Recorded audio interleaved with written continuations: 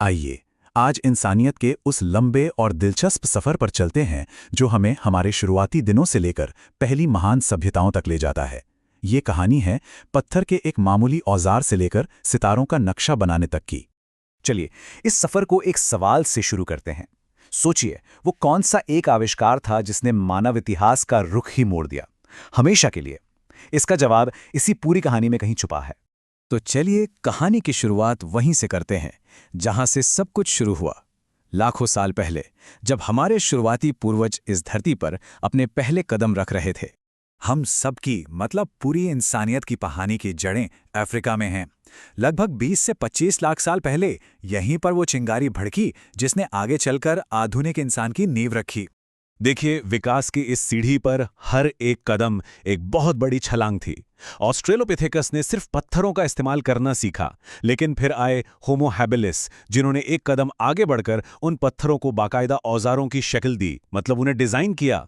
इसके बाद आए होमो इरेक्टस, जो पहले महान यात्री बने, अफ्रीका से बाहर निकले और इंसानियत की कहानी को पूरी दुनिया में फैलाया। और फिर आखिरकार आए हम, होमो सेपियंस सेपियंस, यानी आज के आधुनिक मानव। अब हम आते हैं उस मोड़ पर जिसने सच में सब कुछ बदल दिया। याद है वो पहला सवाल? उसका जवाब यहीं छिपा है। ये क्रांति किसी धातु या हथियार से नहीं आई, बल्कि एक छोटे से मामूली से बीज की ताकत से आई। जरा कल्पना कीजिए, खेती के आविष्कार से पहले जिंदगी कैसी थी? शिकारी वाली, हमेशा खाने की तलाश में एक जगह से दूसरी जगह भटकना। लेकिन फिर खेती ने एक ठहराव दिया, एक स्थायी जीवन का मौका दिया। अब इंसान एक ही जगह बसकर अपनी जरूरत से कहीं ज्यादा अनाज उगा सकता था, और ये एक जबरदस्त बदलाव था। तो दुनिया के अलग अलग कोनों में ज्वार, बाजरा, गेहूं और जौ जैसी पहली फसलें उगनी शुरू हुईं, और साथ ही भेड़, बकरी, गाय जैसे जानवरों को भी पालतू बनाया गया। इससे खाने का एक भरोसेमंद जरिया मिल गया। ये जो शब्द है ना, अधिशेष यानी सरप्लस, ये बहुत जरूरी है। जब अपनी जरूरत से ज्यादा खाना पैदा करने की क्षमता आई, तो सिर्फ बस्तियां ही नहीं बसीं, बल्कि पूरा समाज बदल गया।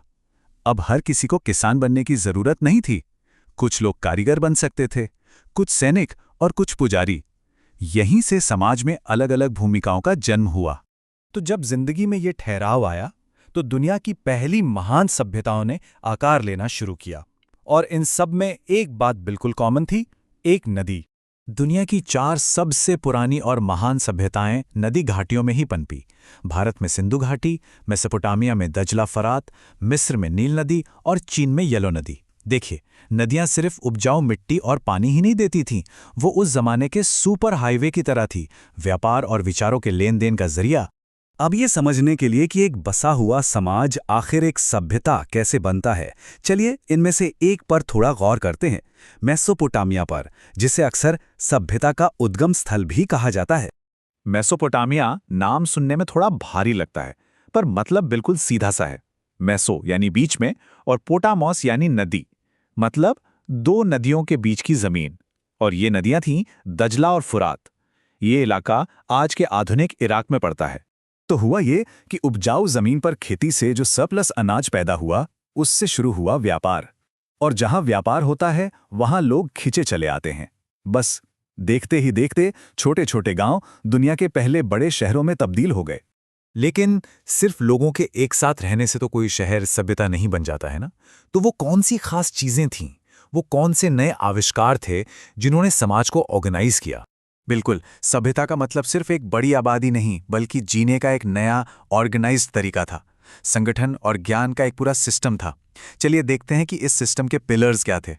शायद सबसे बड़ा और सबसे जरूरी इनोवेशन था लिखने की कला। सोचिए, इससे पहले सारा ज्ञान, सारी कहानियां, सारे कानून बस इंसानी याददाश्त में कैद थे। लेकिन लिखने की कला ने ज्ञान को आजाद कर दिया। अब व्यापार का हिसाब किताब रखना, मुश्किल कानून बनाना और राजकाज चलाना सब मुमकिन हो गया। अब एक राजा का फरमान उसकी आवाज से भी कई ज्यादा दूर तक जा सकता था।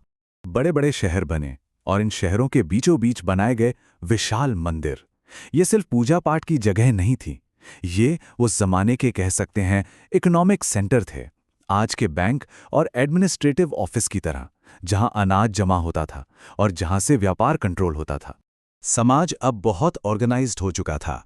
एक रूलिंग क्लास थी जिसके हाथ में सारी संपत्ति और ताकत थी, और जिसके केंद्र में होते थे राजा और रानी। यहाँ तक कि शहरों की प्लानिंग भी बहुत एडवांस्ड थी। सीधी सड़कें थीं, ड्रेनेज का सिस्टम था, और घरों को बनाते वक्त प्राइवेसी का भी ध्यान रखा जाता था। लेकिन बात सिर्फ इमारतें बनाने तक ही नहीं रुकी। मेसोपोटामिया के लोगों ने आसमान की तरफ देखा, गणित और खगोल विज्ञान में ऐसी महारत हासिल की कि उसकी छाप आज भी हमारी जिंदगी पर है। जरा इस पर गौर कीजिए। साल में 12 महीने, दिन में 24 घंटे और 1 घंटे में 60 मिनट। ये पूरा का पूरा सिस्टम मेसोपोटामिया में ही बनाया गया था। हजारों साल बाद भी हम उन्हीं के बनाए वक्त के पैमाने पर अपनी जिंदगी जी रहे हैं। कमाल की बात है ना? और ये सब हमें सभ्यता के असली मतलब तक ले आता है। ये असल में इंसानियत के एक साथ बड़े पैमाने पर रहना और कुछ बड़ा बनाना सीखने की ही कहानी है। तो देखिए, कहाँ एक साधारण सा पत्थर का औजार और कहाँ बड़े बड़े शहर बनाना और वक्त का हिसाब रखना। शुरुआती इंसानों के इसी अविश्वसनीय सफर ने उस दुनिया की नींव रखी जिसमें हम आज जी रहे हैं। तो कृषि क्रांति ने गुजरे हुए कल को बदल दिया। अब सवाल ये है कि आने वाले कल के लिए इंसानियत की अगली महान छलांग कौन सी होगी? सोचने वाली बात है।